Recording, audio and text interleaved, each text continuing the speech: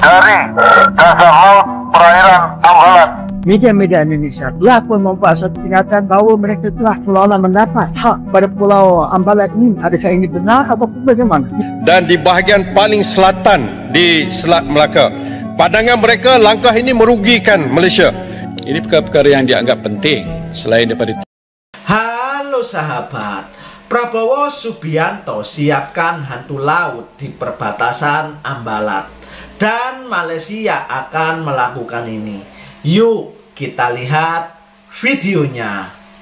Dari dasar laut perairan Ambalat, perbatasan Indonesia, Malaysia, Nusantara Baru, Indonesia maju. Isu Ambalat ini sebenarnya menyebabkan dua perkara yang besar. Yang pertama berkaitan dengan security, sebab dia kedudukan di perairan Sabah, Malaysia dan Indonesia. Ini cara teliti lagi. Dan yang kedua yang menjadi isu yang dibatikkan, Ambalat ini dikatakan mempunyai sumber gas dan minyak yang terbesar di dunia, menyangkau kepada 2 trilion ringgit Malaysia. Kita digambarkan bagaimana kerajaan telah menentang ini dengan pihak Indonesia pada menyerahkan ini kepada Indonesia. Tetapi perkara ini telah dinafikan oleh pihak Kementerian Luar. Kerana ini bukan melibatkan perkara yang kecil, perkara biasa. Ini melibatkan satu khazanah negara, kerana dia melibatkan begitu banyak kepentingan negara, baik dari keselamatan maupun dari segi pendapatan negara. Jadi perlu satu penjelasan yang detail kepada kerajaan kepada rakyat, terutamanya rakyat Sabah. Bagaimana tadi katakan bahawa kerajaan seolah telah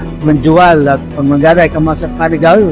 Ini difahamkan kata kabinet pun tidak tahu apa yang kalau yang begini besar tak dikentang pun dalam akan ini kebenar. Kerana kita dapati bahawa media-media Indonesia telah pun membuat satu pernyataan bahawa mereka telah seolah-olah mendapat hak pada Pulau Ambalat ini. Adakah ini benar atau bagaimana? Ialah kita bercakap tentang tata kelola, kita bercakap transparansi, kita bercakap dengan integriti dan sebagainya. Inilah masalah kebuktian. Jadi saya isu Ambalat ini perlu satu jelasan yang baik oleh pihak kerajaan, terutama Perdana Menteri, supaya kita semua faham adakah benar. Kalau silap, katakan silap. Kalau betul, katakan betul. Kita nak tahu apa sebenarnya. Jangan berlaku di belakang kita hal seperti ini yang akhirnya merugikan negara dan juga bangsa kita dan bangsa. Kita persilakan Datuk Seri Taqiyuddin bin Hassan Yang Berhormat Kota Baru. Terima kasih Datuk Yang di-Pertua. Kota Baru minta Perdana Menteri menyatakan apakah jaminan kerajaan bahawa perjanjian penyelesaian sempadan yang baru ditandatangani antara Malaysia dan Indonesia tidak akan menjejaskan hak kedaulatan dan merugikan negara, khususnya kesan negatif terhadap aktiviti ekonomi maritim dalam jangka masa panjang. Apabila kita bercakap mengenai sempadan wilayah sesebuah negara, ia tentunya berkait rapat dengan soal kedaulatan ataupun sovereignty negara tersebut yang seringkali menjadi pertikaian antara negara-negara berjiran, seumpama kita dengan Indonesia sekarang ini. Dalam hal ini ramai berpandangan langkah yang telah diambil oleh Yang Berhormat Perdana Menteri menandatangani perjanjian dengan Presiden Indonesia baru-baru ini berkaitan pertikaian maritim Malaysia-Indonesia ini bukanlah satu langkah proaktif untuk menyelesaikan pertikaian yang disebut tadi sudah 18 tahun, tetapi ianya lebih suatu langkah kompromi yang kurang berhati-hati yang boleh merugikan usaha melindungi hak wilayah Malaysia dan menyentuh soal kedaulatan negara. Tindakan kerajaan dan Yang Berhormat Perdana Menteri juga jelas, ini penting, membelakangkan pandangan pakar-pakar maritim kita yang selama ini membantu kerajaan dengan tekun dalam usaha melindungi hak wilayah maritim. Mereka memberi pandangan pakar, expert opinion, agar Malaysia tidak berkompromi dengan tuntutan Jakarta yang membabitkan kawasan laut di Laut Sulawesi dan di bahagian paling selatan di Selat Melaka.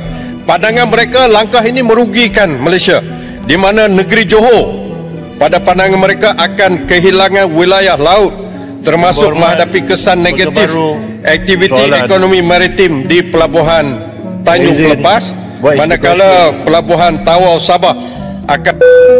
Yang Berhormat, ini bukan ruang untuk Yang Berhormat bersyarah. Direct to the question. Pertamanya, terima kasih kepada Yang Berhormat yang telah menjelaskan bahawa apa yang telah dimeterai dengan pihak Indonesia itu bukan satu perjanjian yang komprehensif. Ada banyak caveat. Maknanya ia bersetuju atas perkara yang mungkin boleh bersetuju, tapi banyak lagi perkara yang tak lagi diselesaikan. Macam contoh tadi, sama ada soal yang berkaitan dengan sempadan di mana melibatkan negeri Johor, negeri saya lah, ataupun di Sabah. Ini perkara-perkara yang dianggap penting. Selain daripada itu yang berkaitan Pulau Sebatik ataupun dengan soal Ambalat, ini kes-kes yang telah pun selama ini menjadi isu ataupun dispute.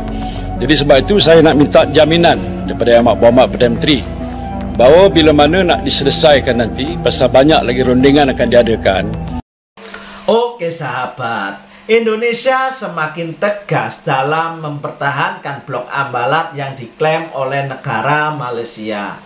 Mereka ini atau Malaysia ini terus mengklaim Ambalat sebagai bagian dari negaranya.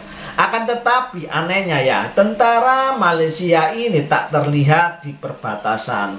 Dan para parlemen di Malaysia ini selalu meributkan masalah Ambalat. Dan rakyat Malaysia pun juga mempertanyakan kemampuan militer dari Malaysia ini yang tidak ada di perbatasan. Dan Indonesia tidak tinggal diam saja jika Ambalat diusik. Dan Bapak TNI selalu siap siaga untuk mempertahankan kedaulatan NKRI. Boleh tak dijamin supaya apa yang dikatakan tuntutan hak Malaysia itu tidak kita kompromi langsung?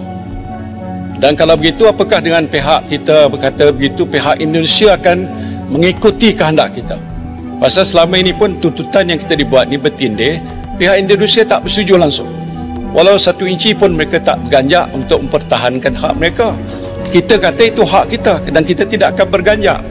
Jadi soalan saya, sama ada jaminan untuk pastikan mana ada lagi proses rundingan yang saya kira mungkin tidak akan selesai cepat, bahawa itu tidak akan berlaku. Dan keduanya, sama ada bila mana perjanjian itu nak dimeterai akhirnya nanti yang agak komprehensif, yang merangkumi semua perkara itu, rakyat akan diberikan peluang untuk melihat sendiri. Kami ingin bawa satu isu berhubung dengan penjelasan daripada Yang Berhormat Perdana Menteri tempoh hari di dalam Dewan Rakyat tentang sempadan perjanjian sempadan maritim Malaysia Indonesia yang dimeterai baru-baru ini.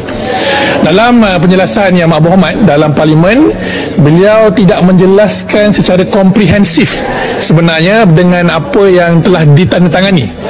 Dan dari luar kami dapat banyak permintaan daripada Persatuan Maritim, pemain industri minyak dan gas untuk mengetahui butiran terperinci apakah bentuk perjanjian yang dipersetujui, petanya dan bagaimana, melibatkan treaty-treaty yang telah ditandatangani antara Indonesia dan Malaysia. Dan berhubung perbatasan laut di Johor, apakah kami ingin bertanya kepada kerajaan, apakah rundingan turut dibuat dengan Singapura, bukan saja antara Malaysia dan Indonesia, kerana sempadan ini juga dikongsi dengan Singapura. Dan di Sulawesi kita tahu, di Ambalat Malaysia ada kepentingan ekonomi yang cukup besar melibatkan telaga minyak dan gas. Jadi ini perkara-perkara yang perlukan jawapan tuntas daripada kerajaan supaya kepentingan ekonomi negara tidak terganggu dan tergugat. Sebab ramai pihak yang terlibat dalam ekonomi ini, sektor ini, bertanya kepada kami. Nah, ini hari terakhir Parlimen dan usul kami ditolak dan sidang akan hanya berlangsung bulan 9. Jadi kerajaan perlu segerakan penjelasan rinci, dedahkan kepada umum bentuk perjanjian, terma-termanya dan peta yang dipersetujui. Itu yang kami minta pada hari ini. Oke, gini sahabat, dengan kekuatan militer Indonesia yang semakin tinggi ini, Indonesia bakal menunjukkan bahwa Ambalat bukan untuk diperebutkan.